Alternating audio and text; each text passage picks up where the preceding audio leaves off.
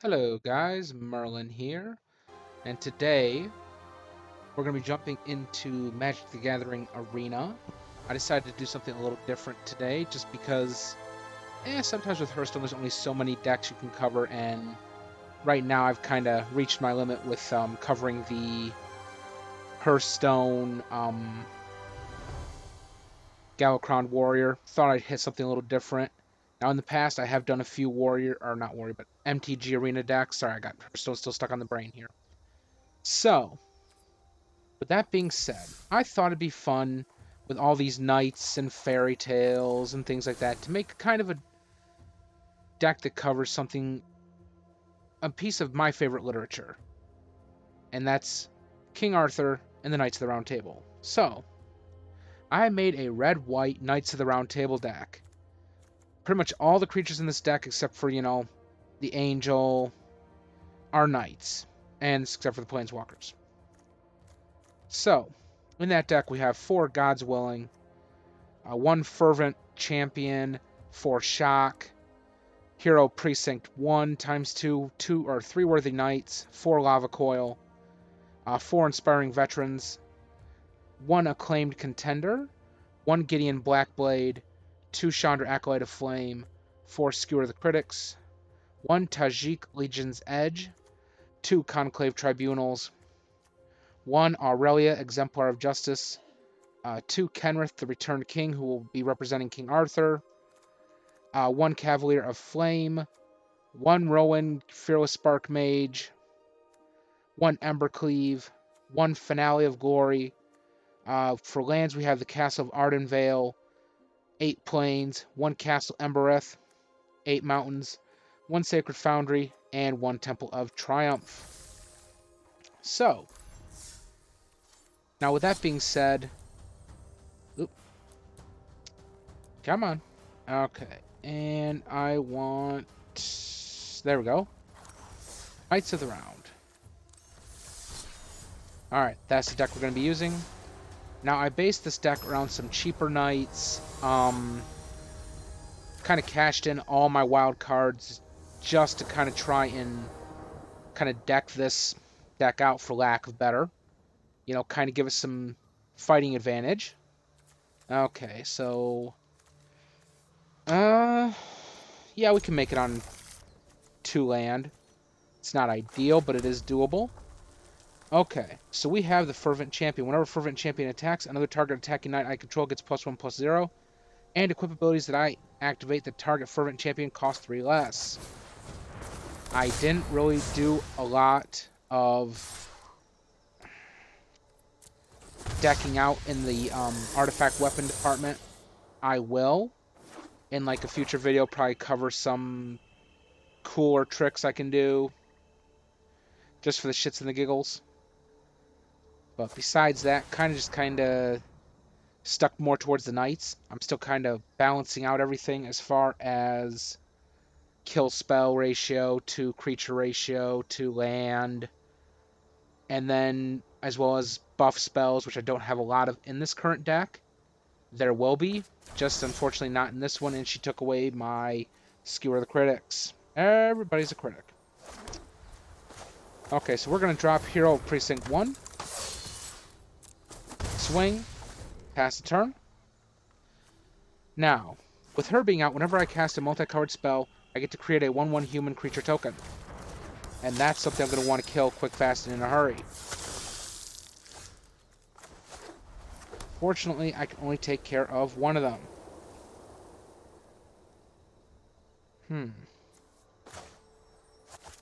So, we're going to overkill on that. And swing. You're more than welcome to block. Or not. Now with that, I'm going to kind of play it safe. I know that he can get bigger, much bigger, like he's about to be. Because he now has the mana, and now he has a tough choice. He can play, obviously, every card in his hand. Or he can use the 3 mana he just got to pump that thing up to a 4/5. Okay. That's okay, I'm still not blocking it.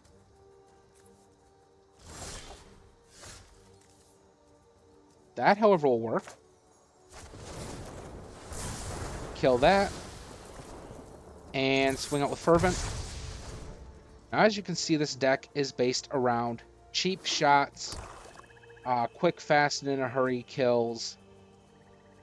I really need to get my Tajik Legion's Edge out, just because not only does he have haste, but he has Mentor. So he's going to make this guy big. So, we're going to kill that. Unfortunately, though, I'm burning through all my kill spells. But I did get a Vampire of Dire Moon and Vindictive Vampire. So I guess that kind of balances out. Unfortunately, though, I'm operating on one mountain that I've had so far. Was kind of hoping, you know, it would balance out. But so far, I am holding my own and going toe for toe with a monocolor deck by the looks of things. Okay. I really don't... Okay. So she killed Fervent Champion. Yeah. We're going to drop him. And I'm not going to swing, just because I'm not going to give her a 3-2 for in exchange for a 2-1.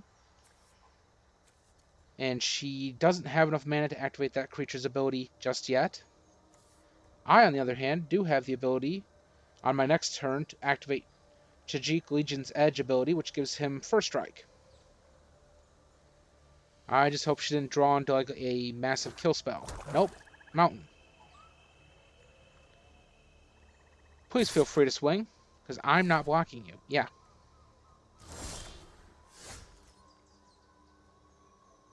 Okay. So, I'm going to give him the First Strike and swing.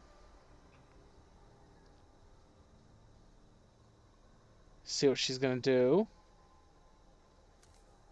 As long as I have First Strike, it really doesn't matter, because if she does block, her creature's getting boomsticked. Okay, so she's going to use that ability to kind of keep the mana, or not the mana, but the life total kind of equal here. Okay.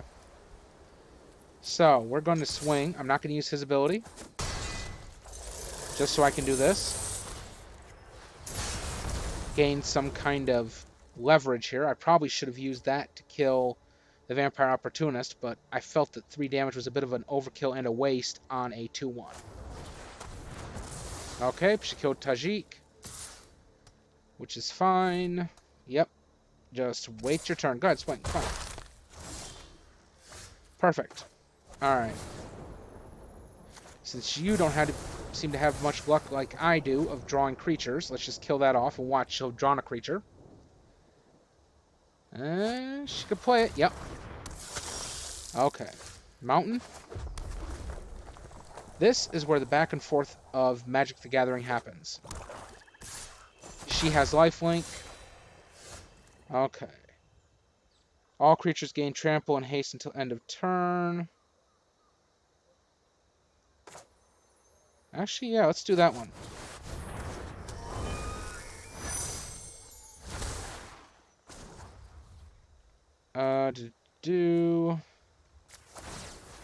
So we're going to do his ability, and we're going to swing.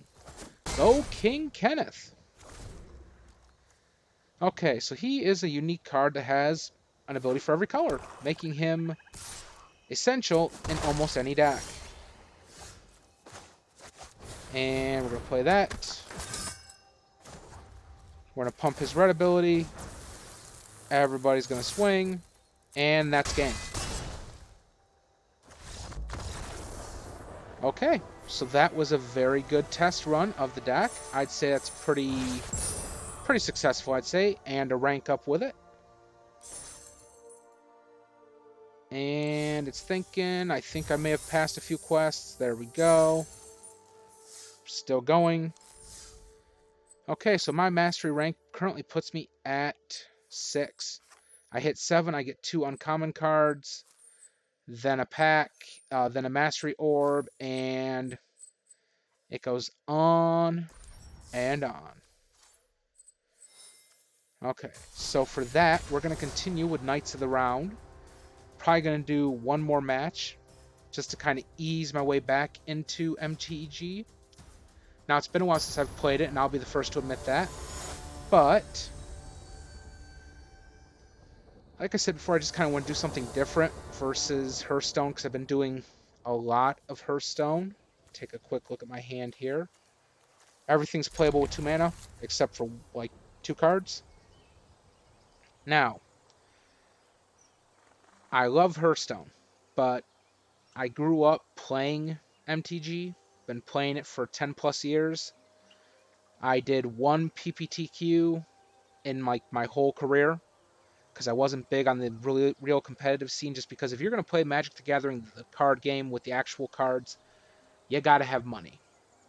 Every player will tell you that, whether it be modern, standard, two-headed giant, any format, commander, you just got to have the money to spend, and I'll be honest, I'm a broke-ass motherfucker. So this gave me an opportunity to get back into the game I love, whereas the more you grind, the more cards you have, and I'm still waiting for my opponent to play a card.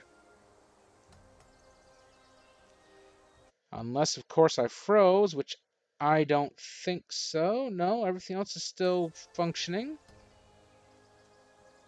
And it's on him, and no offense to him, but I'm not quitting. I'm not going to give him the point for, stalling me out. Anyways, that just gives me time to talk. Anyways, so, it's giving me the turn. Okay. We're going to open up with Mountain, pass a turn. That way we have the ability to shock something. But like I said, I love the game. I have, great respect for the creators of the game. Like, mad talent, guys. Mad skills. Now, I might be bebopping back and forth, like doing 2 days of Hearthstone, 2 days of Magic the Gathering, and then bebop back and forth. Or I might do like a week straight of MTG. It just kind of depends on my mood. I just want to, do something different every now and again. Okay, so we're going to play a Plains. And we're going to get Worthy Knight out. That way we can start popping his ability whenever I cast a Night spell. Create a 1/1 white human creature token. So on my next move, I'll be dropping... Let's see. So we're going to kind of even out the mana here. And we're going to drop Inspiring Veteran. His ability kicks. And again, we're going to keep that mana open for the shock, just in case I have to. Most players will tell you, if you can shock something, doesn't mean you should shock something, or should kill something. Wait and see what your opponent's going to do. And sometimes that does end up biting you in the ass, so it's kind of eh. Okay. Whenever you cast an adventure, instant, or sorcery, copy it. You may choose new targets. Sure. Search your library for a basic land card, put it on the battlefield, and then shuffle your library. So that's basically what his deck does. His deck basically sits there and shits out land. There's the first one. Sure, go ahead. Here's the second one. Okay, so if I can, I need to kill the Lucky Clover.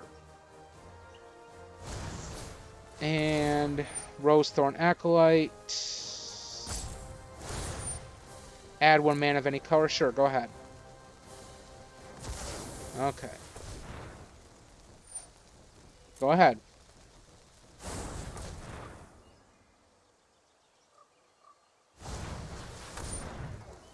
Okay.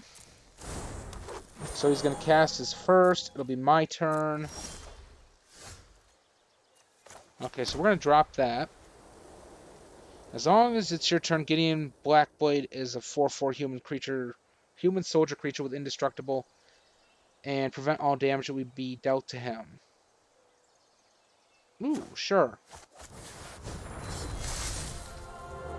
I am here to aid in the assault. And we're going to pop his +1, and we're going to give it here. Share in my light. And we're going to give it indestructible.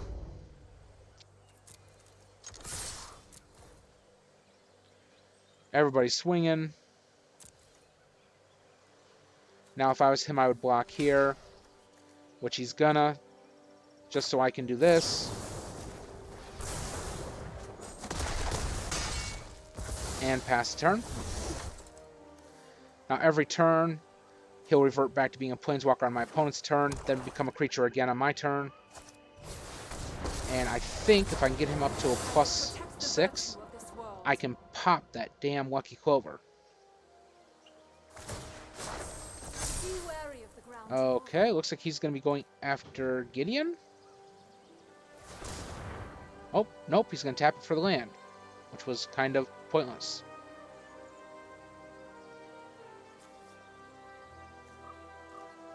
I mean, you gave it Vigilance, Haste, and it's a 3/3. I would use it. You fight dirty. Yes, that deck does. Okay, so we're going to drop the Acclaimed Contender. And I didn't get anything.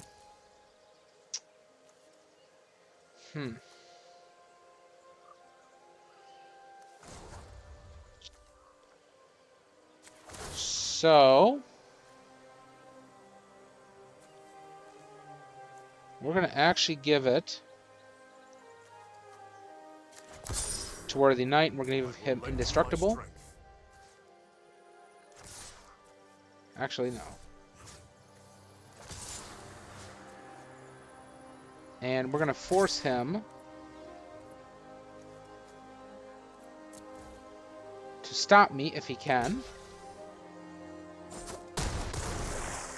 Do not test me. Haha, still Planeswalker, dude. And that's what you gotta love about him. He is indestructible on his own, and that is the beauty of Gideon Blackblade. He's way better than the one that they originally created during our first trip to Ravnica. Well, technically our second trip, because we did like 3 trips to that plane, which was kind of hilarious. But yeah, this one is definitely a marked improvement. Okay.